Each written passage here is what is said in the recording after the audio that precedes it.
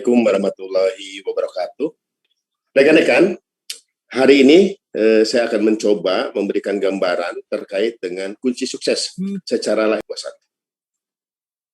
Kenapa saya mengambil tema ini tentang kunci sukses ini? Salah satunya adalah berkaitan dengan kondisi real. Ya.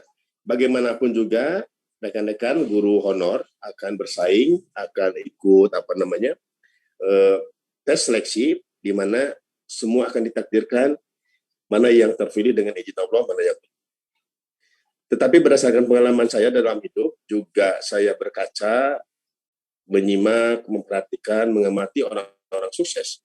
Ternyata di dalam proses hidupnya hanya dua kunci sukses orang-orang sukses. Yang pertama adalah secara lahiriah. Yang kedua secara batinnya.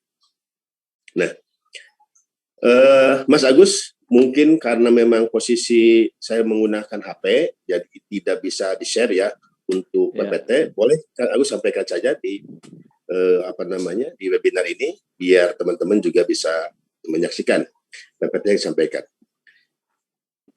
Baik, kita lanjutkan rekan-rekan semua, berbicara tentang sukses, apapun bidangnya, bidang usaha, bidang ekonomi, bidang politik, bidang apapun, di dalamnya dipastikan kalau kunci sukses lahiriah dan batinnya harus dikuasai dan dimiliki oleh siapa. Saya sudah mencoba mewawancarai rekan-rekan di seluruh Indonesia, termasuk yang juara 1, 2, dan 3 berkaitan dengan kesuksesan ini. Dan ternyata rekan-rekan semua, setelah saya mencoba melakukan riset kecil-kecilan, kemudian melakukan wawancara kecil-kecilan, nah ternyata dipastikan mereka memiliki kunci sukses, diantaranya yang tadi, yaitu sukses secara lahiriah dan sukses secara batiniah. Baik, ya. Baik, kita lanjutkan saja setelah berbicara tentang apa saja sebenarnya kunci sukses ini. Nah, ini adalah biodata yang sudah saya sampaikan oleh Kang Agus ya. Nama saya memang agak susah disebutnya ya, agak susah. Kalau encon itu bahasa Sunda, Kang Agus. Kalau encon, ada encon, ada encon. Ya.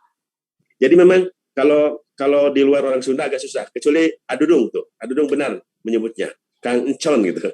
Encon. Ya, nggak apa-apa. Apalagi kalau telepon tuh biasanya ini dengan Pak siapa? Pak John. Makanya mereka lebih senang menyebut Rahman gitu. Pak Rahman daripada Encon. Karena agak susah pengucapan lafal dari Sunda gitu. Baik. Kita lanjutkan ya. Terkait dengan berbicara sukses ya. Kesuksesan, masalah bagaimana lahiriah dan batinnya mengikuti tes ini, itu diantaranya kita akan coba bahas pada kesempatan ini. Dan ini adalah pengalaman pribadi sekaligus juga pengalaman teman-teman saya. Oleh karena itu, silakan implementasikan dan mudah-mudahan ini bermanfaat bagi kita semua tentunya. Baik. Yang pertama, kita akan berbicara tentang kesuksesan secara lahiriah. Ya. Strategi secara lahiriah, rekan-rekan, ketika rekan-rekan akan mengikuti tes P3K ASN ini, yang pertama rekan-rekan harus bisa mempelajari kisi-kisi soal PPK. Ini penting. Ketika rekan-rekan tidak memahami, tidak menguasai kisi-kisi apa yang akan disampaikan dalam PPK ini, dipastikan teman-teman akan gagal. Akan tahu apa saja sebenarnya yang harus dilakukan. Apa saja yang harus dikuasai. Nah, oleh karena itu, tips yang pertama secara lahiriah, teman-teman wajib memahami dari sekarang, cari kisi-kisi soal P3K. Adudung pasti tahu tuh soal kisi-kisinya ya, minta ke Adudung nanti. Yang kedua, rekan-rekan, biasakan dari sekarang, karena PPK ini, ya, meskipun belum pernah ada, atau mungkin yang kemarin, tidak jauh dari ASN soal-soalnya, maka dipastikan berlatihlah menjawab soal bekas P3K tahun lalu. Kenapa harus belajar itu? Kenapa harus belajar berlatih soal bekas tahun kemarin karena kisi-kisi P3K ASN itu dari tahun kan sama. Sama persis ketika ujian nasional. Ketika kita mengadakan ujian nasional, dipastikan kisi-kisinya dari tahun ke tahun sama. Maka bimbel-bimbel yang menjamur itu memanfaatkan kesempatan itu agar bisa digunakan, agar model soal bekas itu bisa dipelajari. Bagaimana tekniknya, caranya. Maka banyak rekan-rekan yang dari alumni bimbel itu juara-juara masuk ke perguruan tinggi yang diinginkannya. Nah, ini penting. Jadi artinya rekan-rekan tadi ya harus mempelajari kisi-kisinya, karena sebagaimana kita ketahui sebagai orang guru, ketika kita akan membuat soal tidak lepas dari yang namanya silabus, tidak lepas dari kisi-kisi, tidak lepas dari nanti bentuk soal. Dua komponen ini memiliki kisi-kisi, berlatih menjawab soal merupakan salah satu strategi secara lahiriah. Yang ketiga, pada saat nanti rekan-rekan bicara tentang menjawab soal, jangan terfokus pada satu soal. Kita seringkali terjebak kepada satu soal yang ingin langsung dipecahkan. Jangan. Bila perlu, kita membaca selintas. Membaca selintas, sehingga mana dulu yang mudah buat kita. Karena kita ketahui, poin yang keempat, perhatikan kata kunci soal. Kata kunci soal ini, sebagaimana kita ketahui kan ada, soal itu kan ada ini ya, ada 4 lah. Jenisnya ada 4. Ada soal yang mudah, ada soal yang sedang, ada soal yang sukar, ada soal yang ragu-ragu. 4 komponen ini menjadi bagian penting untuk diketahui teman-teman. Dari 100 soal yang diberikan nanti di PPK ini, ya, di P3K ini, maka dipastikan ada yang menurut kita mudah gitu. Wah, ini pasti benar. Ini agak susah nih. Ini agak sedang nih. Tapi ada juga soal yang agak ragu-ragu gitu loh. Mana dulu sebenarnya Kang Con yang harus kita ambil ketika kita menemukan soal itu. Waktu berjalan cepat dan kita hanya diberi waktu misalnya 90 menit atau 60 menit. Maka yakinkan rekan-rekan semua, kita cari soal-soal yang dianggap mudah dulu kita. Yakin. Jangan sebut soal mudah itu ketika kita yakin mengisinya benar. Itu soal mudah namanya. Nah, ketika ada yang dianggap soal sukar, misalnya ini ada soal yang dianggap kita sukar nih, dipastikan jangan terlebih dahulu disentuh oleh kita. Biarkan soal itu berlalu dan kita cari dulu soal yang mudah dan sedang. Ini strateginya. Ini pengalaman juga gitu kan. Kemudian yang kelima adalah pilih soal yang menyajikan kalimat pendek terlebih dahulu. Di soal-soal P3K, rekan-rekan akan menemukan 2 jenis soal. Soal yang panjang, kalimatnya, paragrafnya. Yang kedua ada soal yang pendek, paragrafnya. Nah, 2 jenis soal ini, Kang Con sarankan, ya, rekan-rekan nanti mengambil dulu, membaca dulu soal-soal yang pendek. Biarkan dulu yang panjang, terakhir saja. Ketika rekan-rekan habis waktu, misalnya, kehabisan waktu karena terlalu banyak membaca soal yang panjang-panjang itu, kita rugi. Oleh karena itu, trik ini penting. Kemudian yang kelima, yang keenam, gitu, sebaiknya membaca terlebih dahulu pertanyaan soal. Setelah itu baru membaca teks soal agar tidak habis waktu. Kalau kebiasaan kita kan kalau menjawab soal itu selalu membaca teks dulu kan. Membaca teks yang panjang atau membaca teks yang pendek. Kalau Kang Ecen enggak. Ketika membaca teks soal, itu pasti bukan teksnya dulu. Pertanyaannya dulu. Kenapa pertanyaannya dulu? Karena di pertanyaan itu sebenarnya ada kunci yang akan ditanyakan. Nah, ini. Ketika kita membaca pertanyaannya, baru kita mencari di teks, gitu. Ya, di teks yang atau di paragrafnya. Sehingga dengan cara begitu dipastikan rekan-rekan bisa menjawab seluruh soal dengan baik dan benar dengan nilai tertinggi. Kebanyakan rekan-rekan tadi lebih cenderung membaca dulu teks soalnya, yang panjang-panjang baru membaca pertanyaan soal. Kang Icon sarankan kita menggunakan kurva terbalik. Kurva terbalik itu yaitu baca dulu soalnya, baru dikaitkan, dicari di paragrafnya atau di teks soalnya. Ini penting, ini sangat penting. Kenapa? Ini cara mudah agar waktu kita tidak habis pada saat mengisi soal. Ya. Nah ini 6 komponen tadi adalah merupakan strategi atau langkah secara lahiriah. Orang sukses, rekan-rekan semua, bukan hanya beliau pintar di dalam proses lahiriah, tetapi juga memiliki batiniah yang kuat. Banyak teman-teman yang bertanya ke Kang Icon apa sih sebenarnya kok Kang Icon hebat ya? Kata mereka begitu.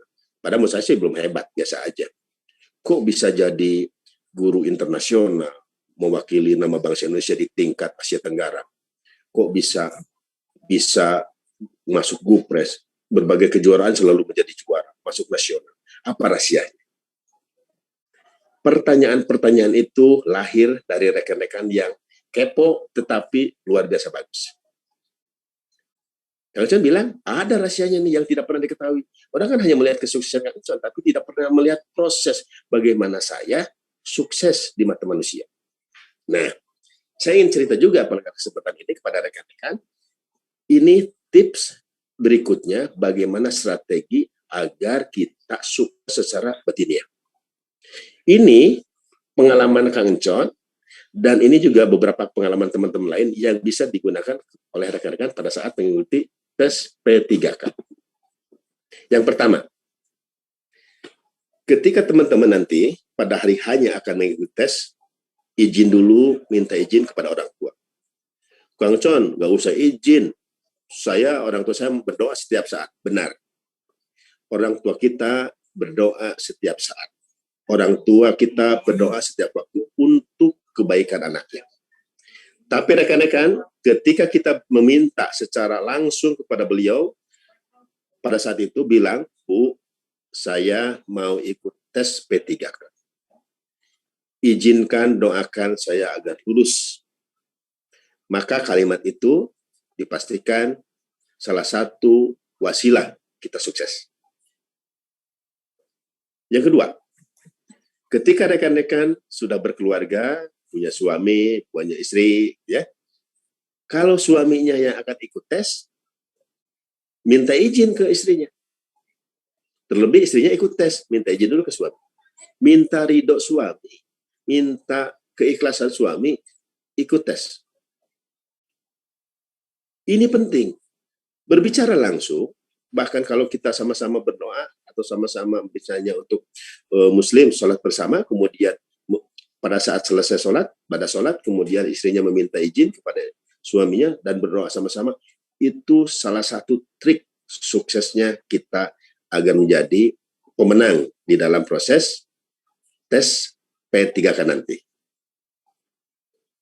Ketiga, ini menarik nih. Rekan-rekan, ada kebiasaan yang diajarkan oleh guru-guru saya di pesantren, adalah salah satunya sedekah rutin sepertiga malam dan niatnya khusus tentang apa yang kita inginkan.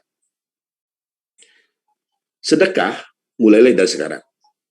Mulailah dari sekarang melaksanakan kegiatan sedekah di sepertiga malam, tapi khusus mintanya cuma itu, ya Rob, saya niat sedekah lillahi ta'ala dan izinkan saya agar menjadi salah satu peserta dengan izinmu bisa masuk dan lulus ASN atau P3K. Doa khusus ini sering Kang Icon lakukan sebenarnya ketika Kang Icon mengalami persoalan-persoalan tentang hidup. Kenapa kita harus doa ke Allah? Kenapa kita harus niatkan pada saat sedekah? Karena ini adalah adab. Ini adalah tata krama. Dan ini adalah indikator apakah sedekah kita diterima atau tidak. Gitu. Kalau teman-teman sedekah ke masjid tanpa niat lillahi ta'ala, bisa jadi itu kebaikan. Itu kebaikan, tetapi belum tentu juga tercatat sebagai sedekah. Salah satu indikator ini sedekah atau kebaikan diantaranya adalah ucapan kita, lisan kita. Nah, sebaiknya Kang John sarankan, mudah-mudahan Allah ridho dengan kalimat ini, ketika rekan-rekan akan sedekah di sepertiga malam, menghadap ke kiblat, pegang uangnya, lalu teman-teman niat pada Allah dan meminta kepada Allah khusus P3K saja.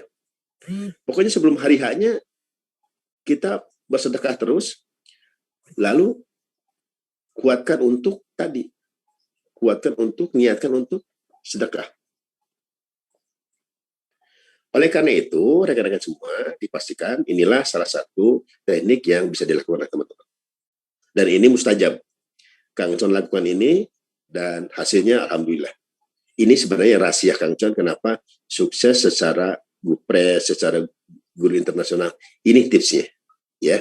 Kemudian yang keempat, hindari walaupun kita hebat, kita merasa pandai, kita sudah belajar banyak, jangan sombong, jangan dengki, dan jangan menganggap pesaing terhadap teman sendiri. Jangan. Karena inilah penyebab gagalnya kita menjadi P3K atau ASN. Pengalaman Kang John pernah di satu lomba merasa saya pasti menang gitu ya di tingkat nasional di kementerian, saya pasti juara gitu. Tapi ternyata Allah tidak suka dengan gaya ini. Biasa saja teman kita yang sama-sama ikut ASN atau misalnya P3K, jangan dianggap saing, jangan dianggap musuh. Karena kalau sudah dianggap musuh dan saing, dipastikan itu yang akan menyebabkan kita tidak lulus. Santai aja, santai saja, ya rekan-rekan. Karena ini tipsnya, ini rahasianya. Jadi kalau Kang John ikut kegiatan lomba-lomba tingkat nasional, kementerian, tingkat provinsi, tingkat kabupaten, Kang John nggak pernah nganggap teman itu, kompetitor nih, enggak. Waduh, pesaing nih, enggak, biasa aja. Dan itu ternyata kunci suksesnya Kang John di dalam proses ikut lomba-lomba. Karena tidak pernah menganggap rekan sendiri sebagai musuh, sebagai pesaing. Anggap saja sebagai sahabat kita bantu, kita kebutuhannya kita penuhi karena kebaikan kita untuk kita sendiri. Hasilnya setiap ikut lomba apapun, level kabupaten, level provinsi, level nasional, dengan izin Allah, dengan takdir Allah, Kang John selalu masuk minimal finalis gitu loh. Minimal ya, masuk finalis, nominator. Karena salah satunya itu. Kemudian yang kelima, teman-teman, bagi yang muslim, Kang John anjurkan memiliki wudhu selama ikut tes P3K tahun 2021 nanti. Miliki wudhu yang baik, ya. Sebelum mengikuti tes, silakan berwudhu. Miliki wudhu. Kalau batal, wudhu lagi sampai tes selesai gitu. Bener nih, ini rahasia Kang John sebenarnya. Di lomba kementerian saja waktu Gupres juara 1 tingkat nasional 14 itu, ketika Kang John nggak nahan diri, kalau pengen pipis ya pipis aja, tapi wudhu lagi gitu. Ke toilet, kemudian ablas lagi. Begitu dengan begitu. Dan ternyata itu luar biasa. Guru saya memberikan saran untuk dan agar kita sukses, salah satunya punya wudhu. Dan Kang John implementasikan, hasilnya benar. Ya, punya wudhu selama teman-teman ikut tes. Tapi Kang John sayang dong, ini kan saya sudah dandan nih, udah cantik-cantik ya. Nggak apa-apa. Nggak cantik juga. Yang penting punya wudhu pada saat kita tes. Karena ini menentukan nasib kita dan masa depan kita. Ya. Kemudian yang terakhir, rekan-rekan secara batiniah, rekan-rekan boleh percaya atau tidak, tapi inilah fakta yang Kang John alami, juga rekan-rekan yang Kang John beritahu. Yaitu berdoa, lalu membaca Al-Fatihah, kemudian ditiupkan pada perangkat komputer. Lucu ya? Kedengarannya lucu dan aneh gitu. Tapi inilah salah satu keunikan dan peran di aplikasi. Dan Kang John sebenarnya ini juga informasi ini awalnya itu dari seorang teman yang dari Ciamis ya. Beliau UKG-nya tertinggi waktu itu 9,5. Kang Con tanya waktu di Jakarta satu kamar, kok beliau bisa ya, bisa UKG-nya 9,5. Apa rahasianya? Dia cerita secara lahiriah. Jadi beliau itu rekan dekat, awalnya dia menyaksikan seorang dosennya di UPI. Seorang dosen di UPI masih senior mau menyampaikan pemberkasan untuk kenaikan tingkat. Nah, kemudian seorang profesor juga sama. Seorang profesor itu sama, ya. Yang bersangkutan si profesor tersebut juga menyampaikan berkas ke Jakarta untuk kenaikan tingkat. Kata profesor gini bilang, saya udah beberapa bulan belum dapat balasan dari kementerian. Apalagi kamu yang masih muda, pasti tidak akan dibalas begitu. Tapi dosen muda itu dengan tenangnya, nggak apa-apa Prof. Mudah-mudahan saya bisa diterima.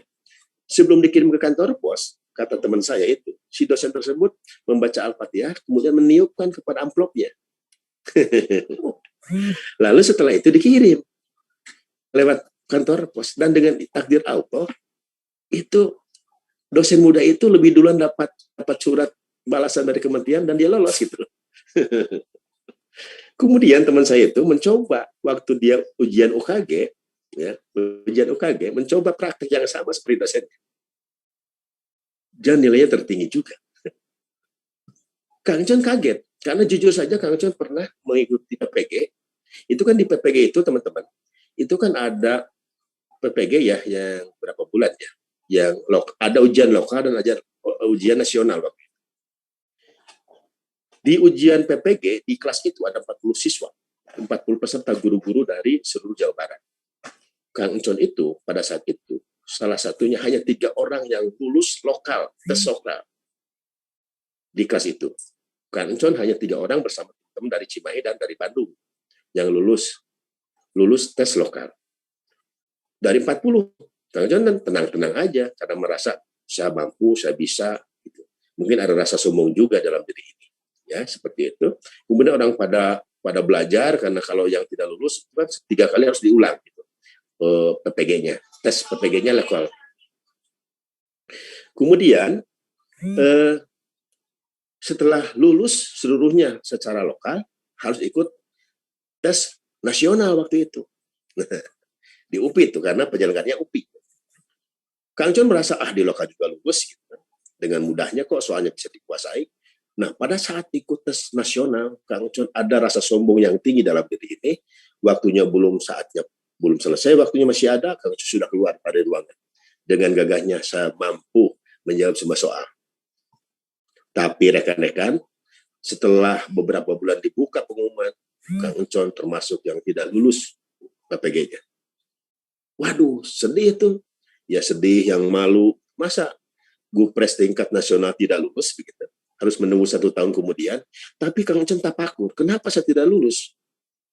Soal menurut saya bisa gitu loh, bisa terkuasai, bisa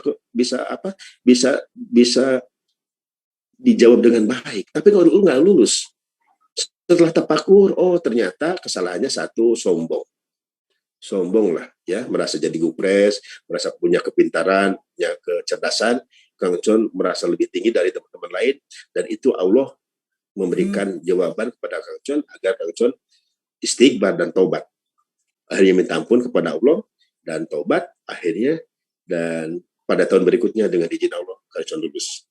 Tapi kunci teknik yang diberikan oleh teman Kang Con tadi dicoba tuh. Sebelum UKG Kang Con baca doa itu, kemudian membaca Al-Fatihah 3 kali, kemudian ditiupkan pada perangkat komputer. Dan lulus ternyata. Kisah ini Kang Con ceritakan juga di teman-teman yang tahun kemarin ada penerimaan ASN ya. Kang Con cerita ke guru-guru SMP waktu itu, dan ternyata mereka juga lulus gitu. Subhanallah. Nah, tips rahasia batinnya ini rekan-rekan boleh diimplementasikan, boleh diaplikasikan, tapi sugestinya harus yakin loh. Yakin loh, ya. Yakin dengan apa yang disampaikan Kang Con. Karena memang kalau nggak yakin, lucu. Kedengarannya sih lucu, aneh gitu. Aneh. Tapi demikianlah rekan-rekan kaitannya dengan lahiriah dan batiniah, dan insya Allah Silakan aplikasikan materi ini pada saat dari mulai sekarang sampai nanti hari hanya rekan-rekan ikut tes substansi terkait dengan P3K. Baik, terima kasih. Sementara itu dulu, nanti kita bincang-bincang di tanya jawab ya, agar lebih lengkap kaitannya dengan masalah apa yang harus disiapkan oleh kita pada saat ikut tes P3K tahun 2021 di bulan Agustus di bulan depan ya. Terima kasih Kang Agus, subhanakallahumma wa bihamdika asyhadu an la ilaha illa anta astaghfiruka wa atubu ilaik.